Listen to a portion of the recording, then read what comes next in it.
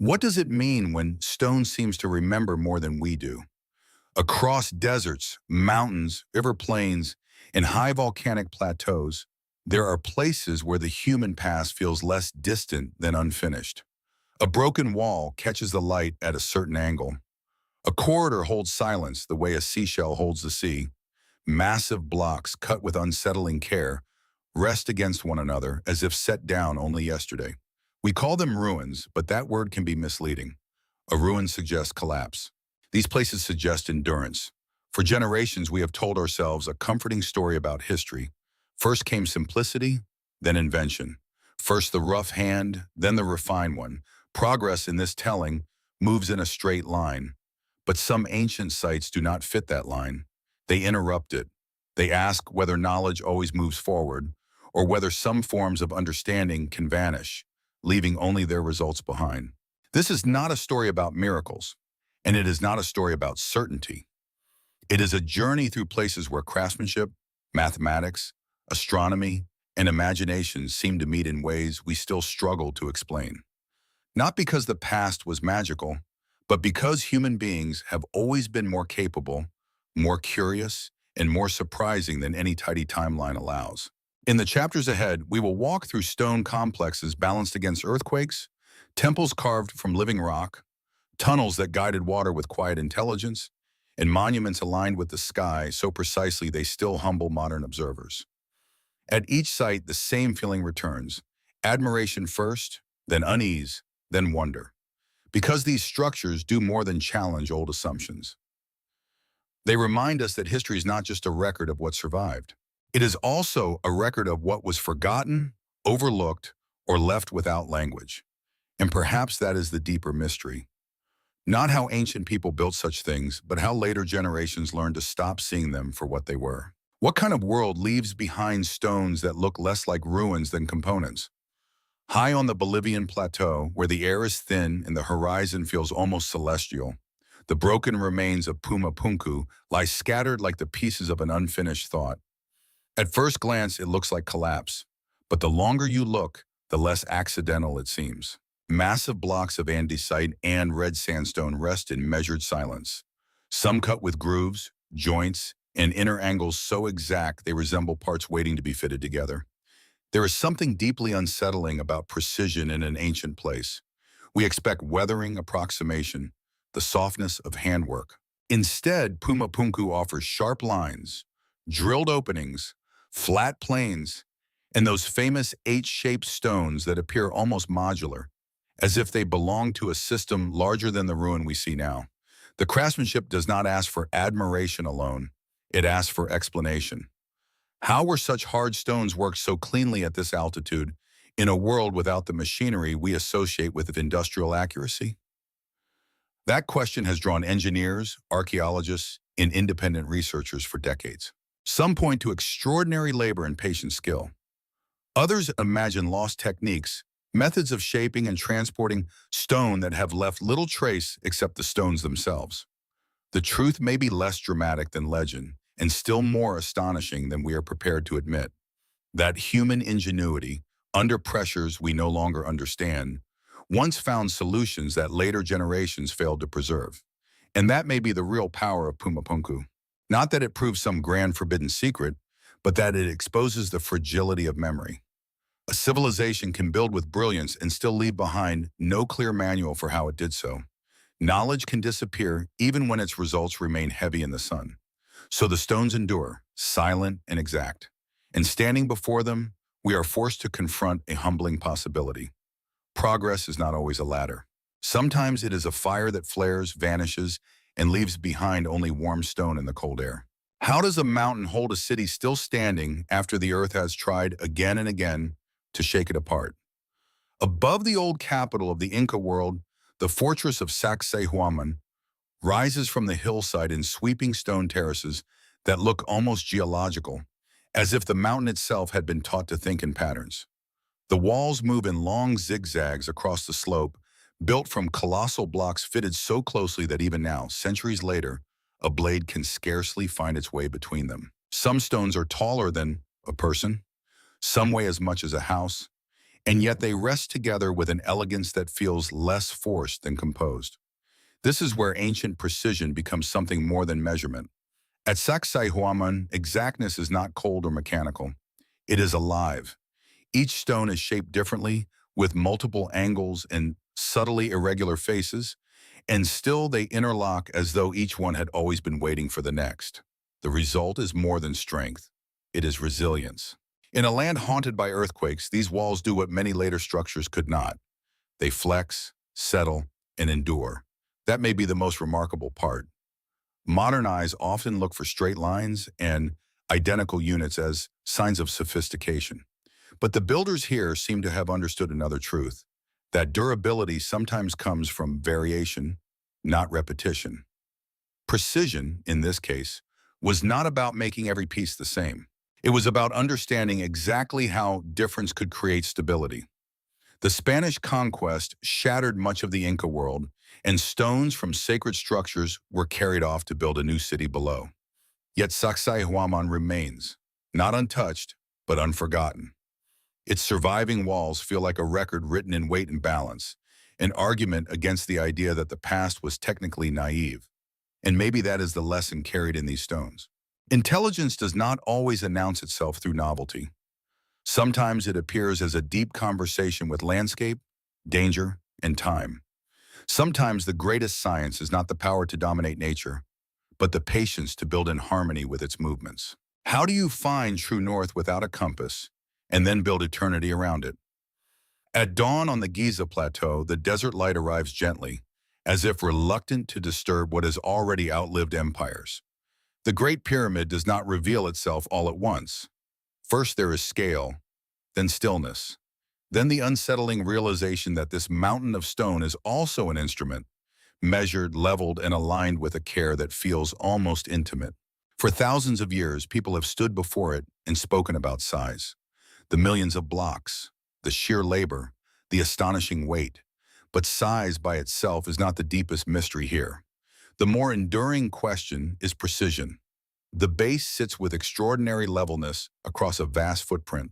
Its sides point toward the cardinal directions with a degree of accuracy that continues to impress modern surveyors.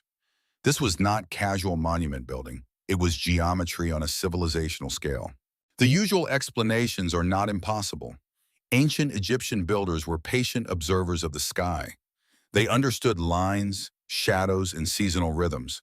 A culture that could raise such a structure clearly possessed organizational genius as well as technical skill. And yet the pyramid still invites a second look. Not because it proves anything supernatural, but because it suggests a kind of disciplined knowledge we often underestimate, a fusion of astronomy, surveying, craftsmanship, and symbolic ambition so refined that later centuries sometimes seem less certain by comparison. And maybe that is why Giza continues to feel alive. The pyramid is not merely a tomb or a national icon or a relic of royal power. It is a statement about orientation itself. To build so precisely is to declare that human life belongs within a larger order, under stars, within seasons, on a turning earth. Perhaps that is what moves us most. Not that the ancients achieved perfection, but that they aimed for alignment between land and sky, labor and belief, mortality and permanence. In that sense, the Great Pyramid is not just a structure. It is a question in stone. How closely can a human being listen to the world, and what becomes possible when they do? What does it take to turn a cliff into a sanctuary, not by building upward, but by carving inward? In the arid heart of Jordan, where sandstone walls glow red, rose, and amber, depending on the hour, Petra appears the way memory sometimes does, slowly and all at once.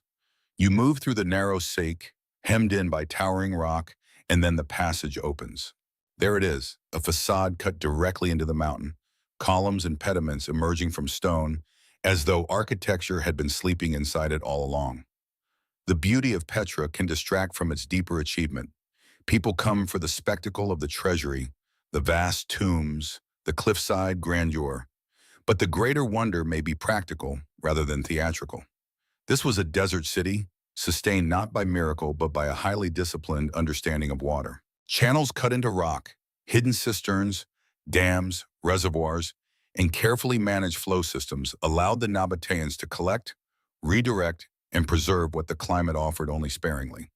That is the kind of intelligence history can overlook. We tend to celebrate monuments and forget infrastructure, even though one makes the other possible. Petra's carved facades speak to artistic ambition, but its hydraulic systems speak to survival. Together, they reveal a society that understood beauty and necessity were not opposites. In a harsh landscape, elegance itself became a form of adaptation. There is also something quietly moving about the way Petra was made, not assembled from quarried blocks and transported outward, but revealed by removal. The builders did not impose form on blank space. They entered the mountain and discovered what it could become. In that sense, Petra feels less like conquest than conversation, between human intention and ancient rock, between scarcity and ingenuity. And perhaps that is why the city still feels so modern in spirit. It reminds us that civilization is not simply about expansion. Sometimes it is about restraint, precision, and learning how to live well within limits. In a world again thinking about water, climate, and endurance, Petra does not feel remote. It feels like an old voice returning, asking whether wisdom has always depended on knowing what not to waste. What if the most important machinery of an ancient city was never meant to be seen? Beneath the sun-struck avenues of Teotihuacan, below pyramids that still command the Mexican plateau with solemn authority, another architecture waits in darkness. It does not rise toward the sky. It moves underfoot, through tunnels, chambers, channels, and carefully graded passages where water once traveled with quiet purpose. The deeper archaeologists looked, the more the city seemed to divide into two worlds, the ceremonial one above and a hidden system below that may have been just as deliberate, just as meaningful. Teotihuacan has long been admired for its scale, its urban order, its alignment with celestial rhythms. But what lies under the temple of the feathered serpent suggests a different kind of sophistication. Narrow conduits curve with controlled precision. Reservoir-like spaces appear at measured intervals. Certain surfaces seem designed not simply to contain water, but to guide it, slowing it, reflecting it, perhaps even amplifying sound. In some areas, traces of reflective minerals and unusual materials hint that darkness itself may have been part of the design. That possibility changes the emotional shape of the place. We tend to separate utility from ritual, engineering from belief. But ancient societies often did not. A tunnel could carry water and meaning at the same time. A chamber could regulate flow while also shaping experience. Echo, shimmer, silence, awe. If that was the intention here, then Teotihuacan was not merely managing resources. It was composing an encounter between human beings and the unseen forces that sustain life. And maybe that is why the buried system feels so haunting. It reminds us that the most advanced knowledge is not always loud. Sometimes it is hidden beneath the monument, folded into gradients and materials, concealed where only priests, workers, or the initiated ever walked. Water moved, light flickered, sound traveled through stone. Above, the city proclaimed power. Below, it may have been asking a quieter question. How do you build reverence into the invisible systems that keep a civilization alive? How do you carve faith, geometry, and endurance from a single piece of earth? In the highlands of Ethiopia, where morning light settles softly on volcanic stone, the churches of Lalibela seem less constructed than revealed. They do not stand above the ground in the familiar way. They descend into it. Entire sanctuaries were cut downward from solid rock, their roofs level with the surrounding earth, their walls freed from the mountain by trenches so precise that the buildings appear both buried and born at once. The first feeling is disbelief, not because the churches are impossible, but because they ask the mind to reverse its habits. We are used to architecture as accumulation, brick upon brick, beam upon beam. Lalibela follows another logic entirely. Here, creation came through subtraction. Stone was removed with patience, discipline, and vision until columns, windows, stairways, drainage paths, and sacred chambers emerged from the mass that enclosed them. That reversal matters. These were not only places of worship, they were demonstrations of planning on a monumental scale. To carve downward and inward without losing proportion, alignment, or structural integrity requires more than devotion. It demands surveying, sequencing, and an intimate knowledge of material. Every strike had consequences. Every error was difficult to undo. Yet the result is a network of spaces joined by passages, courtyards, and channels that still feel intentional after centuries of weather and use. There is something deeply moving in that method. Lalibela suggests a civilization that understood precision not as spectacle, but as an offering. The achievement is breathtaking, yet the mood is inward, almost hushed. These churches do not dominate the landscape so much as enter into covenant with it. They make room for prayer by shaping absence. And perhaps that is the quiet lesson held in the stone. Human greatness is often described in terms of conquest, height, and display. Lalibela proposes another measure. That skill can be humble. That mastery can descend rather than rise. That sometimes the most lasting monuments are those that teach us how much beauty can be made by removing everything unnecessary and listening for what remains. What kind of knowledge maps the sun so carefully that a temple becomes a calendar in stone? At Chichen Itza, on the Yucatan Peninsula, the pyramid known as El Castillo rises with a clarity that feels almost mathematical. Its lines are clean, its steps deliberate, its symmetry unmistakable. But the structure reveals its deepest character, not in stillness, but in motion, when sunlight shifts across its edges and shadow begins to speak. During the equinoxes, a pattern of triangular shadows descends the staircase, joining the carved serpent head below in a moment that has captivated generations. It is tempting to reduce that effect to a trick of light, a beautiful coincidence elevated by modern fascination. But coincidence does not usually arrive with this much discipline. The pyramid's proportions, orientation, and step design all suggest close observation of celestial cycles. The Maya were not casual skywatchers. They tracked planetary motion, seasonal changes, and recurring patterns with a seriousness that shaped agriculture, ritual, and political life.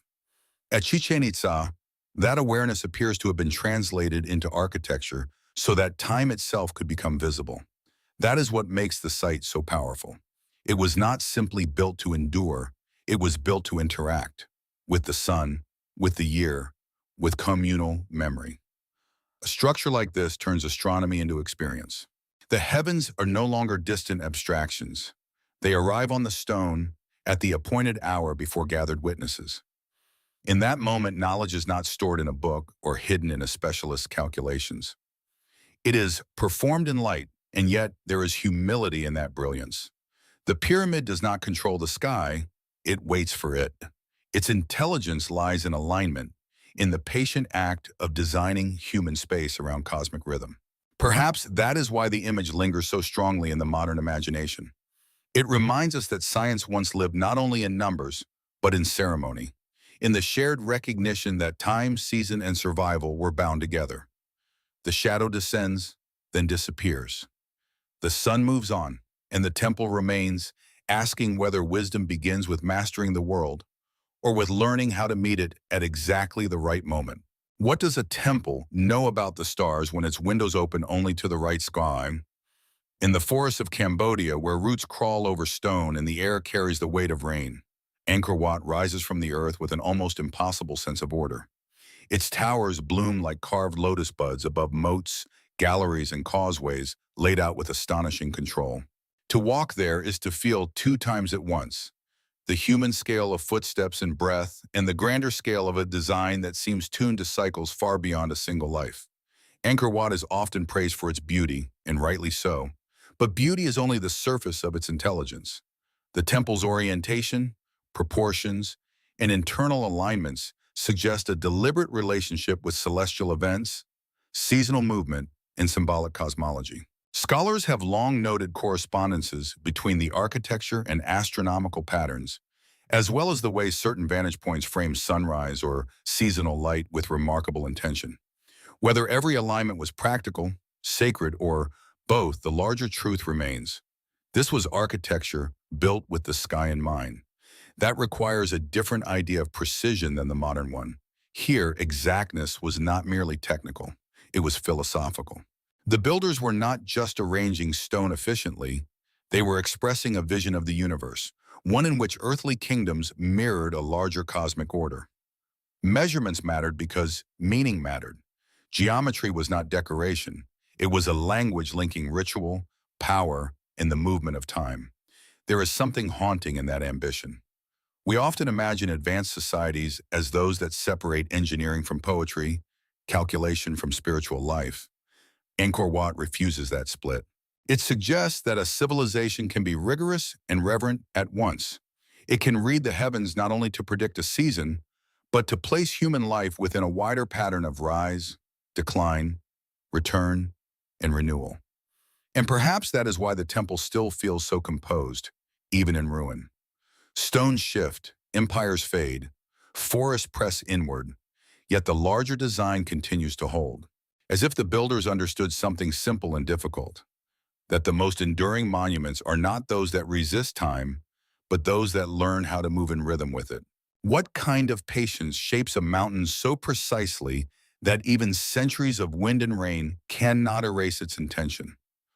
On a remote ridge in Peru, far from the ceremonial centers, streaming interrupted, waiting for the complete message. What kind of patience shapes a monument so large that its greatest precision is almost invisible?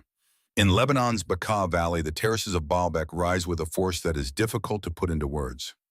The columns of the Roman temple complex are monumental enough on their own, towering against the sky with a confidence that seems to belong to another scale of human ambition.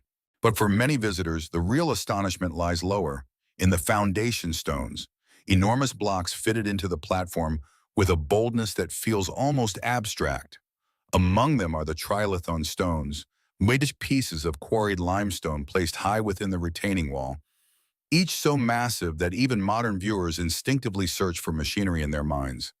Nearby, unfinished blocks still rest in the quarry, reminders that what was attempted here extended beyond symbolic grandeur. This was not only architecture, it was logistics, planning, transport, lifting, and placement at a level that still invites debate. The temptation is to mistake scale for mystery alone, but size does not explain itself. Large stones are impressive because they magnify every other challenge. Extraction becomes more difficult. Movement becomes riskier. Placement allows less error, not more. And yet, Baalbek suggests a world in which builders accepted those difficulties, perhaps because mass itself carried meaning, permanence, authority, reverence. The desire to create something that would not merely stand, but endure as an argument against time. What lingers at Baalbek is not just the question of how these stones were moved, though that question remains compelling. It is the deeper realization that ancient builders were often willing to solve problems we would now avoid by changing the design. They confronted weight directly. They organized labor, terrain, and technique around it. In doing so, they left behind structures that can seem excessive until we understand that excess was part of the message. And maybe that is the human lesson hidden in the platform stones. Every civilization chooses what it believes is worth enormous effort. Baalbek makes that choice visible in limestone.